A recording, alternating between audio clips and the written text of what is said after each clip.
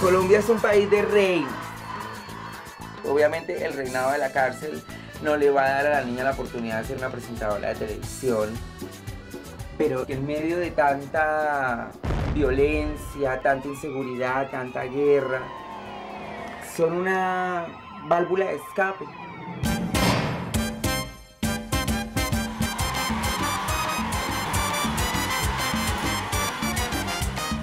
Todas tenemos muchos cojones para meterse en esto.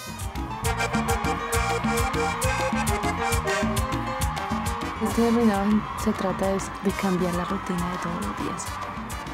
Sí, ya toda hora la mente ocupada. Mueva la cintura, mija. Ve, cintura, esto. La sonrisa, la sonrisa. Me capturaron por un homicidio. Me sicaria un tiempo. No, eso no se va a poner. No se va a poner los zapatos. No, ¿cuáles son los zapatos? Muy bien que nos vamos a llevar esa corona. Ya, sí. Si no vengo con la corona ni vuelvo. Sí, o sea, tome por acá.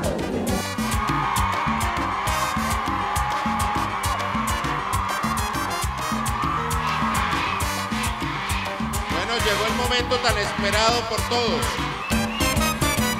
El jurado era muy roscón. Roscón, ¿ok, baby?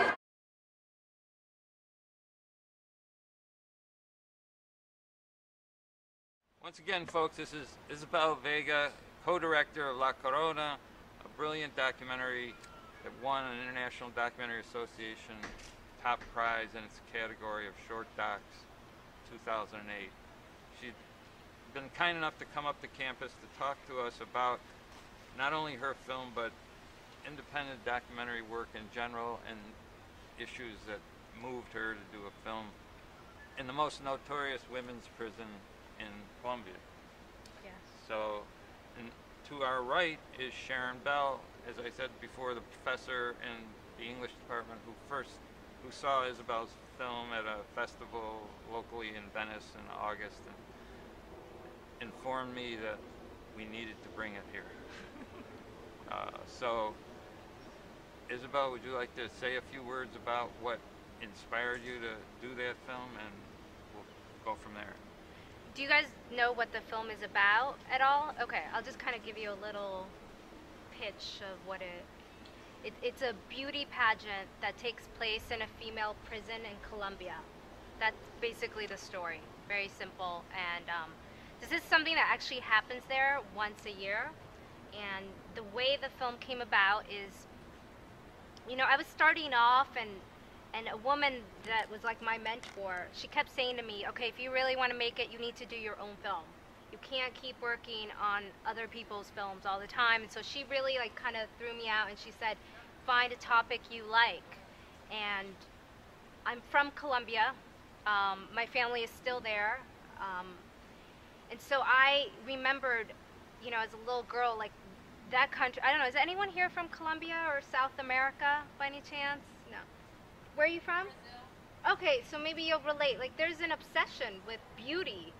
I mean, it's like huge. I mean, pageants probably the ratings are as big as like soccer matches, you know? Like, people really are into it. So, and I remember as a little girl, like, I would go home to see my family, and like the first thing they would do, they'd be like, okay, let me see how, oh, you gained some weight. Oh, you lost some weight. You know, like the first thing they say to you. So it's this.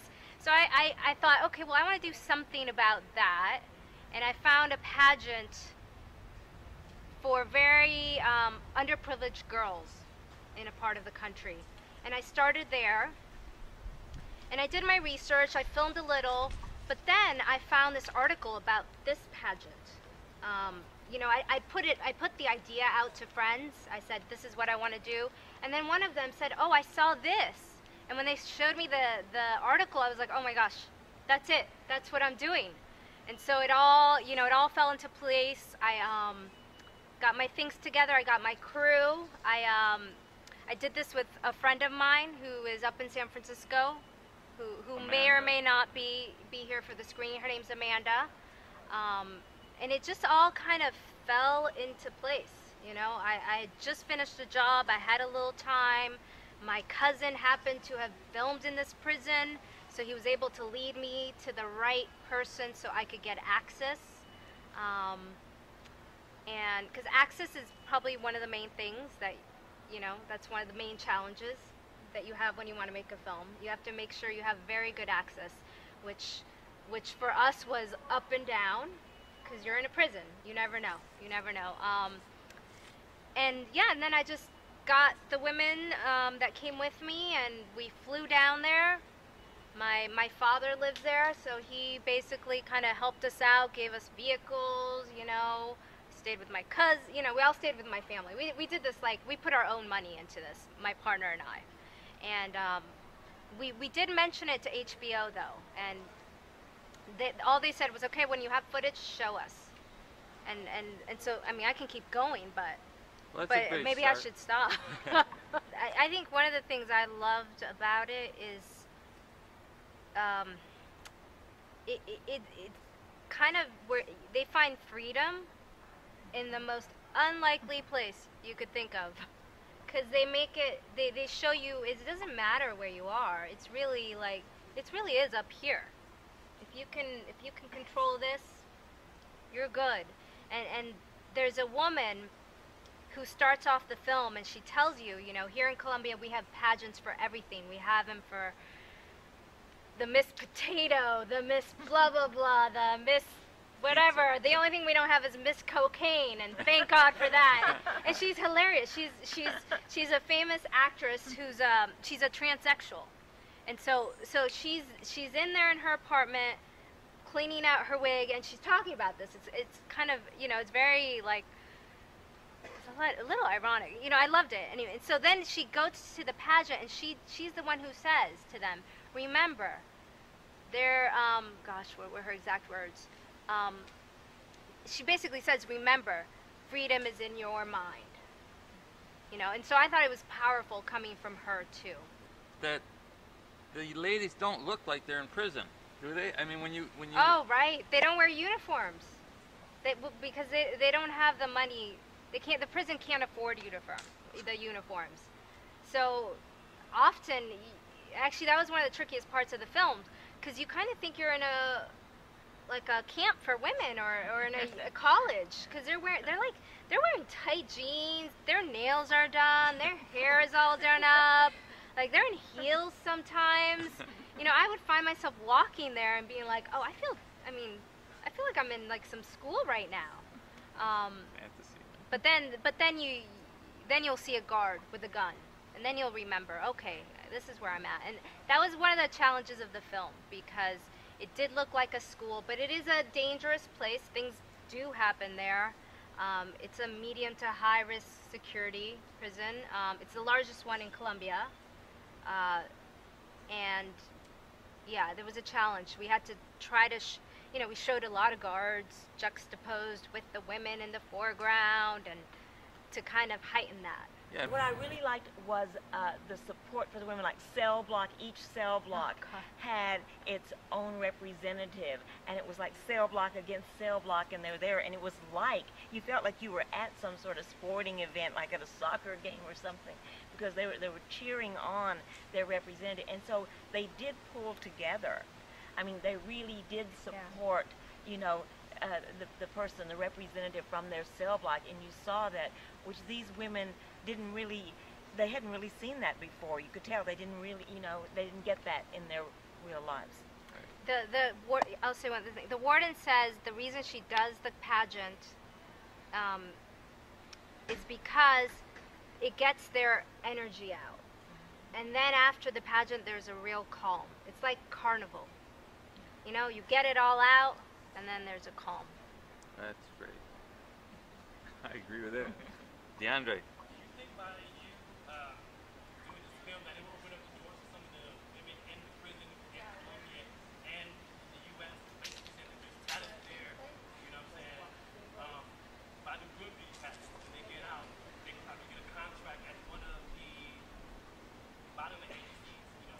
Yeah, no, I really hope that it would help those women, the ones that I was following, or just the women in the prison. And it actually did. The one who's her name's Myra, the hired assassin. She was asked to be in a soap opera which I thought was so Not funny. bad. I love that. But she didn't follow through. She didn't follow through. She was back in prison. So. And you also think that by you exposing the jails in Colombia in this light, that would do something to the warden or the other security that's at the jail? Do you think that they will get in trouble, they will be penalized for letting them do this in jail?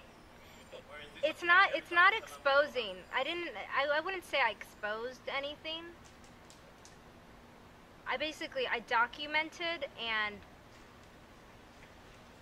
it's hard, you know, I see where you're going, but if you haven't seen the film, it's not like I'm exposing any hidden things. You know, the one thing that the warden did ask me, you know, she did say to me, don't show women with women. And you see it everywhere, and I'm like, I'm showing it. One of the contestants has a girlfriend. I'm showing it. But I didn't, you know, I don't feel like I expose, or it actually kind of shows them in a positive light. Right. It's That's more how like a celebration. It's a celebration of the pageant and the way the women There's relate sadness, to that. but there's, yeah, it's a celebration. Also, do you show any other skills besides them getting the pageant, like any other skills that they can possibly use when they get out besides just being beautiful and stuff like that? Do you show any other skills? Well, they dance. As part of the pageant, they dance. Well, they also play soccer, and they play it seriously. They play soccer, yeah, they play you know, soccer. and they get mad at each other, and they, I mean, this one scene where Maria's complaining about being spit on by one of the other women, you know, and she uses derogatory terminology. They're not perfect people, right? Yeah. I mean, and you know, if you're a fairly small Latina and you get spit on by a rather big woman, you're gonna show it, you know. I mean, it's like out here in the other world, you know, the free world, as some people call it, where if you or I were in a soccer game and somebody spit on us, we wouldn't just go, oh, that's interesting, you know. So, but it's the beauty of it is it doesn't need to go for exposure in this case. It goes for bringing us in communion with these women. It's about connecting to them. You know, it's a very different kind of document. Well, it's a verite style documentary where there's no voiceover. The narration is the women themselves, and that's the kind I like to do. You know, I don't think I would ever do one where, you know, I believe that the strongest thing ever is if you can connect to that human being. That's going to be much more powerful than saying, okay, the conditions in this prison are this, this, and that, or giving details like that. I think that goes a longer ways. Because people get their own ideas about it, and that makes them think, and then they do other things. We have a question from Professor Doucet. You indicated that some of the women are in prison for political reasons. Was there organizing going on in the prison, either according to various political ideologies, or just as prisoners organizing to make sure that the prison conditions remain good? Did you see any kind of political organizing going on? I mean, they did. The political groups stuck to each other. They didn't really. Some of them did mix, but you know, the FARC were in their own cell. They were all in their own cell.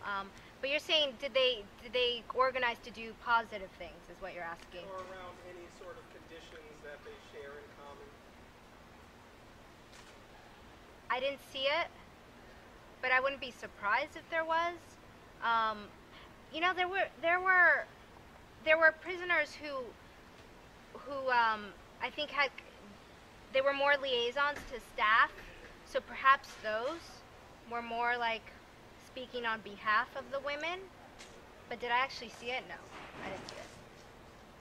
Her one son, you know, there was a shot I was doing of her walking with her kids, and the son didn't want to take her hand because she'd been gone so long, and I was like, wow, you know, it's not easy once you get out. You really see that. And she was terrified, you know, like, but I was her last connection to that world. So it's kind of ironic that they are safer in a way inside. So also, does that, as you had this experience, does that move you to do political work that helps spread light to the fact that we do need rehabilitation resources for prisoners? If the opportunity arose for me to do that, I would follow it. But my focus right now is telling more stories, because I do feel there's other people who do that. I mean, that's another, and I would help in any way I could. Would I organize it? I'm not even sure I'd know how to start, but would I? Maybe one day I would. But right now, I'm just struggling trying to come up with ideas or things that I want to tell. You know, it's like someone once told me, like Gabriel Garcia Marquez, he writes these stories, and you know, people, you see all these things into what he writes, but you'll ask him and he'll be like, I don't know, it just came from my mind. Right. You know, the artist, I think you put it on, and then it's for other people to kind of make what they, and that's the power of it, I think. I always thought that was fascinating, how he says that, or he said that. All right, if you can make it quick, you good? You can ask her after. You can ask me after. All right, ladies and gentlemen, I think we've had a wonderful discussion here. Thank you all for being attentive and intensely engaged. Thank you. Wonderful Thank group. you. And let's give applause to Isabel and to Sharon.